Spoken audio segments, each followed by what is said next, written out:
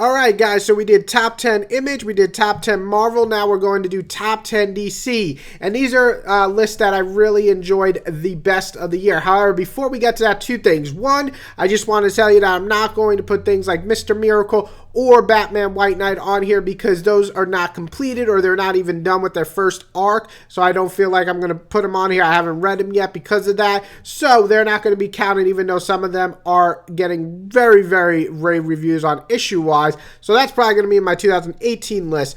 However, the other thing I'm going to mention also is that we're going to do a couple of runner-ups before we get to the top 10. And a couple of them would be starting the list as Flash. I really enjoy this series. I think it's constantly good, but it just never reaches the greatness I think it could reach. However, it's still good, and it does deserve a mention. Also, Cave Carson has been extremely fun as well and wacky as fuck. I think it's a little too wacky for me to really ever say it's great, but it's just a fun, weird series to check out, something very different. Another one would be Green Lanterns. I think is very good at times, and other times I'm kind of like, what is this doing here? However, Sam Humphries is creating some very enjoyable, fun, character-driven moments in this series, and it's remaining pretty good consistently. Another one is New Superman. While this was on my top 5 list of last year, I think this year it just doesn't live up to that. It's still good though. I'm still enjoying it. I hope it doesn't get canceled. I know it's kind of transitioning to New Superman in the Justice League of China, so I'm hoping that it still remains fun. But yeah, it's a fun, enjoyable series. I love the main character. I just wish the story itself was as good as the first arc. And then my last one I'm going to mention is Detective Comics. This one has had a bumpy year for me. While I enjoyed the second, third, and fourth arc, they were still just not that great. The fifth arc with Tim returning has been actually really well done, and I really loved it, but I can't just ignore the other arcs just being okay or good. And this one was great, but only one great arc out of the whole year is kind of a little diminishing for me. But starting our list is number 10 is Nightwing. This is a series that continues to get better. While the first two arcs kind of struggled to find their place, only producing some good moments and decent fights, Damian entering the picture boosted it and bringing it back. All the older enemies that Nightwing or Dick has faced gets it better and better. Just the fact also that the arcs have gotten better as the year has progressed, I gotta say deserves the top 10 because that's what you want to see, is that each arc progressively gets better. And that's what this series has done. It has progressively stepped up and become better and better and better. Coming at number 9 is Deathstroke. What a year Deathstroke has had. It's an entertaining yet confusing first arc, but then we got some of the best stories out of that character afterwards, while releasing a single issue, I believe it was issue 11, as one of the best single one-shot issues I have ever read. On top of that, moving into kind of a new and bold direction after the Lazarus contract, the story is just getting more and more insane. I think Christopher Priest really loves Deathstroke, and it's really hard to root for a psychopath like him, yet somehow I still do. Coming at number 8 is Doom Patrol. This wacky, insane adventure is back. After Umbrella Academy, Gerard Way has been getting a lot of love. Now he's running Young Animals at DC, which is a kind of a comic line that produces more weird or more odd type comics. And he's just really producing a well-made comic. I mean, Doom Patrol is a follow-up of a Grant Morrison comic, so you already have these high expectations for most comic fans. But this crazy, rated R, insane adventure with unlikely heroes just all teaming up and multi-layered characters and baddies that are just, it's too funny sometimes.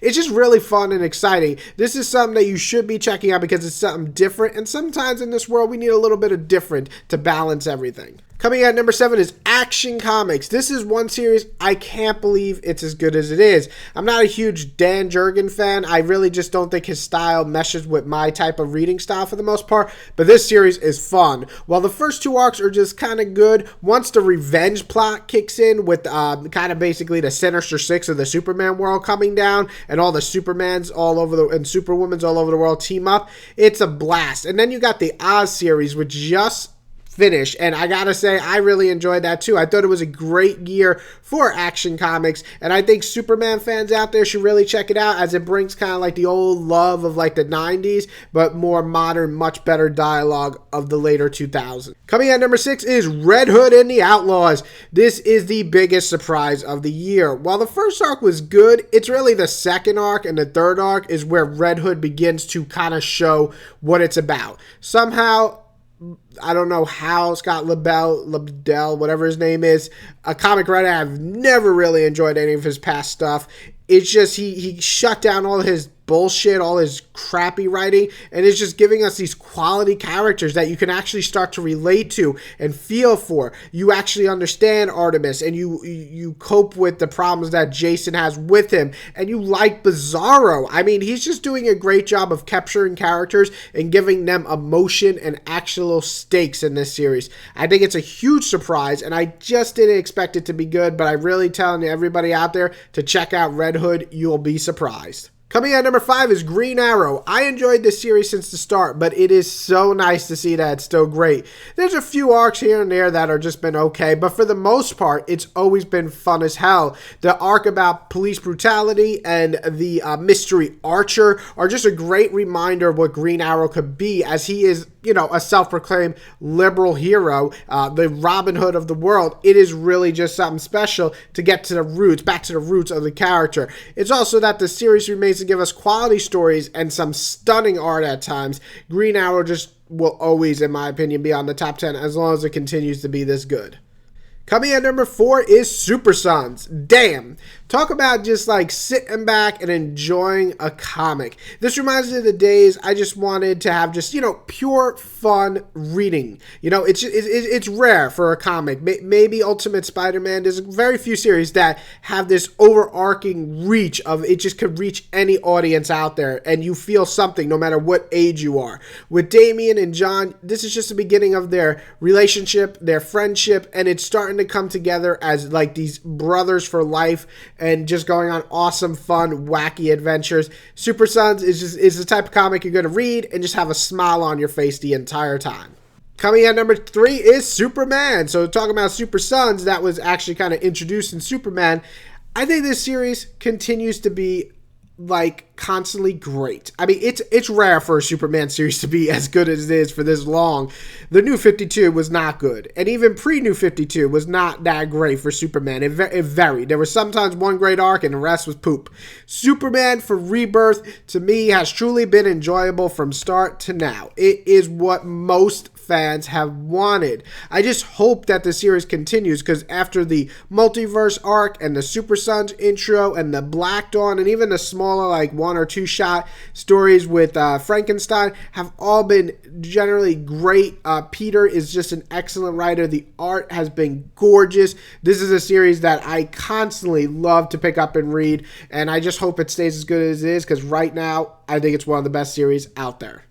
Coming in at number 2 is Wildstorm, and what a surprise. I have never heard of these characters or series before this. I guess back in the 90s, there were these guys that used to do these things like this series. This is kind of like a retelling, a remake, whatever you want to call it. This series is just a great time, though. If you love like multi-perspectives of so many different characters all just colliding together with great. This artist, I love it. I mean, it's from the person who did Clean Room, and it's just amazing. Sorry, the name's just slipping my mind. And the writer, Warren Ellis, who has been around forever. You gotta check this out. There's some of the best fight scenes I've ever seen drawn, and there's some great dialogue in here. It's just a great story. It's government, conspiracy, cover-up, murderer. It's like everything that you would love. This is a series that's darker than anything on my list, or one of the darker ones up there, but definitely worth checking out.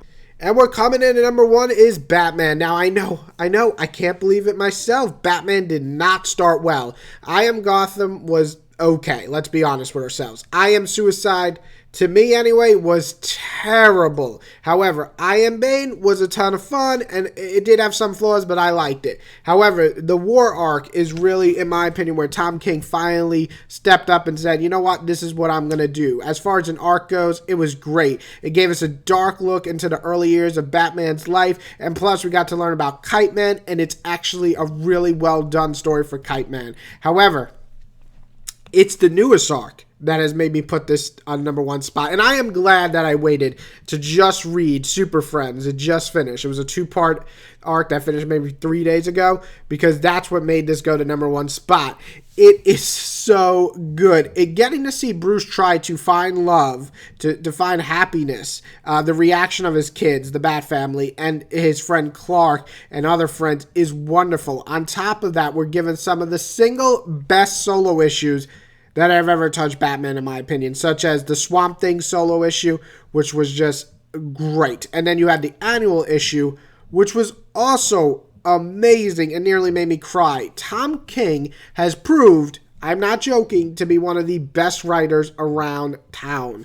It is currently, in my opinion, the best Batman thing going on. And I haven't read Metal yet, but I didn't really love All-Star Batman. But this has been getting better and better, and it's really ramping up to be something truly special. And I think if it keeps going this way, Tom King is going to have some of the best Batman stories of all time in the end. So, yes, this is my number one because of how good it has gotten closer to the end of the year. However, really, I can really interchange most of these. This is my top 10, but honestly, some days I would like Superman more than Batman. Some days Wildstorm is my favorite. Whatever, all these have been great, all worth checking out. I'm just putting them in the order of what I thought in terms of enjoyment were the best, but all these need to be read or try out at least. I hope you have a list different than mine, just so I can check out maybe some I missed. I did try to read everything that DC produces, or at least 70% of it, so I can give a fair